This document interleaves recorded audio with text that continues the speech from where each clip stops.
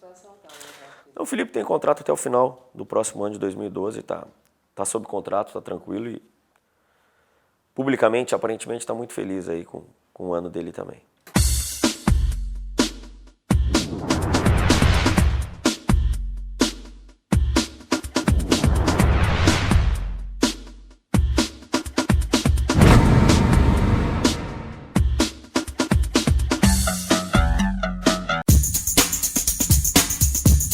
O que fica é interesse dele, interesse do Vasco.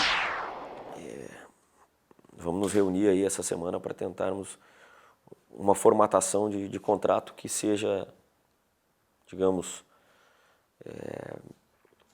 algo que venha a agradar ele, agradar o clube. E agora é uma questão realmente aguardar o representante dele chegar, que está na Europa. Vamos sentar com todos eles e ver qual a melhor formatação para o próximo contrato dele. O Bernardo, nós já fizemos o pré-contrato com ele, já fizemos todo o acordo com o seu representante. Agora, durante essa semana, devemos estar notificando o Cruzeiro da aquisição. E aí, é claro, temos até o final desse mês para efetuar o pagamento. Dentre os que mais jogaram, os que mais participaram, né? É o caso do Juninho e do Bernardo, que nós já falamos, o do Elton e do Leandro. Então, essa semana nós vamos definir caso a caso.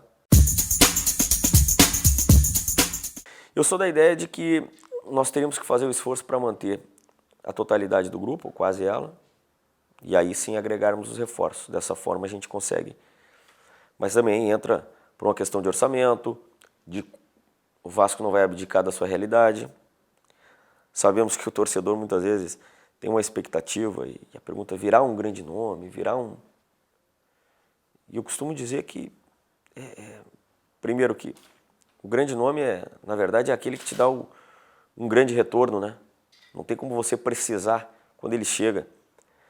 Então, você tem que fazer uma pesquisa de mercado muito boa, acreditar em algumas convicções e o nosso elenco de 2011 ficou comprovado de que o nosso maior grande nome foi a unidade do grupo. E não é que não tivéssemos grandes nomes. Vamos falar aí do Fernando Praz, do Dedé, do Diego, Éder. Só que nós citaríamos 8 atletas aí em posição de destaque. Então nós conseguimos aí uma engrenagem que deu certo. Acho que é uma filosofia de trabalho. E nós vamos tentar agregar mais peças nessa engrenagem, apenas isso. Hoje nós temos em torno de 30 atletas. A ideia é que exatamente. 30, 32 é a ideia. É normal entre essa troca, algum jogador. Você pensa o quê? Qual porcentagem você pensa? Eu acho que é uma mudança muito pequena, Márcia. Muito pequena. Nós temos aí alguns jogadores também que retornam de empréstimo, que a princípio ou serão reemprestados, serão renegociados. Tivemos a afirmação, ou a reafirmação do Dedé e do Rômulo, né? Que o ano passado foram atletas que acabaram ganhando a titularidade, bastante jovens. Tivemos de uma surpresa fantástica, que foi o caso do Gilmar, que jogou para muitos aí numa posição onde ele foi improvisado, mas ele deu assim um retorno, uma resposta formidável. Para nós que trabalhamos aí, vermos aí os nossos jogadores sendo indicados, foi o clube que teve o maior número de atletas indicados a prêmios individuais, dá uma demonstração de que nessas posições aí nós tivemos jogadores de destaque e cabe a nós, em posições específicas, aí, buscarmos esses jogadores que venham a preencher essas lacunas aí. O zagueiro é muito difícil de ser driblado, de ser envolvido. Ele, na verdade, é óbvio, amadureceu, ele praticamente 2 anos e meio no Vasco, ele aprendeu muito e ele soube ter a humildade suficiente de esperar o momento, de mesmo fora na época nem relacionado, ele nunca deixou de treinar, nunca deixou de se empenhar e nunca deixou de acreditar que venceria no Vasco. E realmente teve momentos até dele ter a intenção, ele não, mas as pessoas que administravam a sua carreira, a intenção até de sair para ter um pouquinho mais de oportunidade. E ele foi muito taxativo, inclusive, ano passado, dizendo para mim mesmo, não, eu quero ficar porque eu vou vencer aqui. E essa confiança, eu acho que fez com que hoje ele se tornasse essa referência para a equipe do Vasco, para o torcedor e para todos nós. Não resta a menor dúvida que nós tentamos aí um lateral esquerdo também, que esteve muito bem contra nós, que foi o Julinho, trouxemos do Avaí. Ali houve uma mistura, talvez, daquele primeiro impacto em relação a vir a um grande.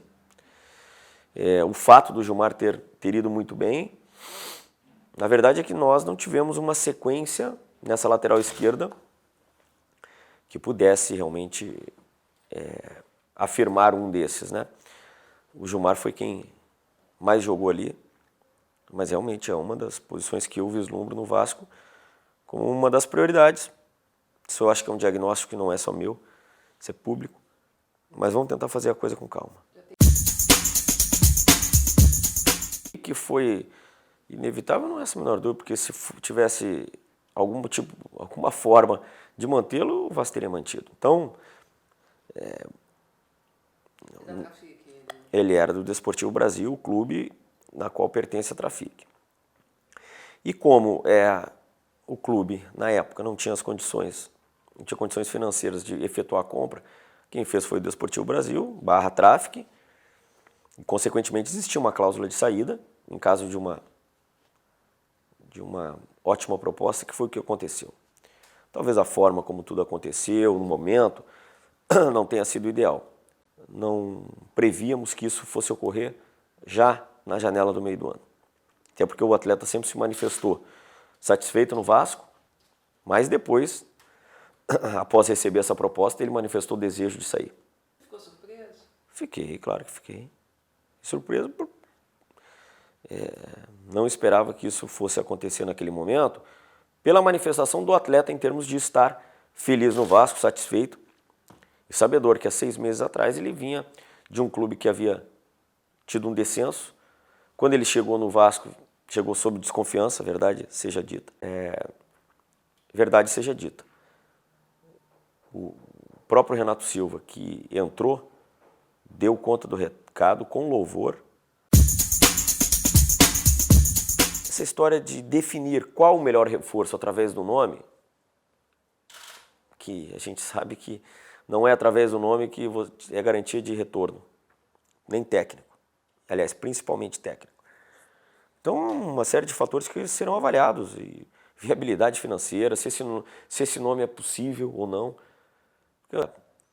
Mas isso vai ser avaliado, e se tivermos a condição de trazer mais um atacante que possa ser um jogador acostumado ao tipo de competição, acho que vale o esforço, sim.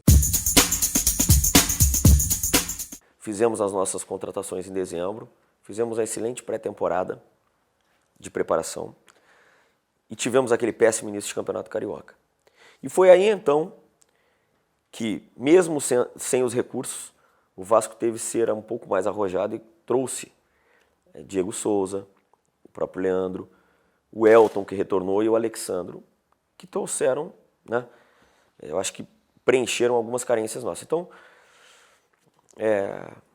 vamos tentar não repetir isso, ou seja, nos prepararmos bem no mês de dezembro, início de janeiro, antes mesmo do início das competições, para que não tenhamos aí que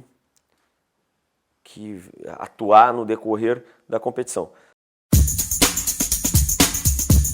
Pelo que nos foi passado, o orçamento, na verdade, ele nos dá uma garantia em relação aos vencimentos, né, dos próximos anos, devido ao novo contrato de TV, devido aos contratos de patrocinadores que serão renovados, mas a nível assim, de investimento, mesmo de aquisição, o Vasco ainda não se encontra nessa condição. Agradecimento, Márcio. E é muito difícil para um profissional aí da minha função ter o reconhecimento, ter o respeito. Normalmente o torcedor é crítico, mas em momento nenhum, e aqueles que chegam para falar comigo, jamais foram em tom de uma crítica pejorativa, muito pelo contrário. Já incorporando o espírito aí de Taça Libertadores de novo, depois de 11 anos que o Vasco volta a essa competição, e que nos jogos em São Januário não sobre um espaço sequer no estádio, porque a presença do torcedor foi determinante em todo esse ano de 2011 e tende a ser em 2012 também. Feliz Natal e um ótimo 2012 para todos vocês.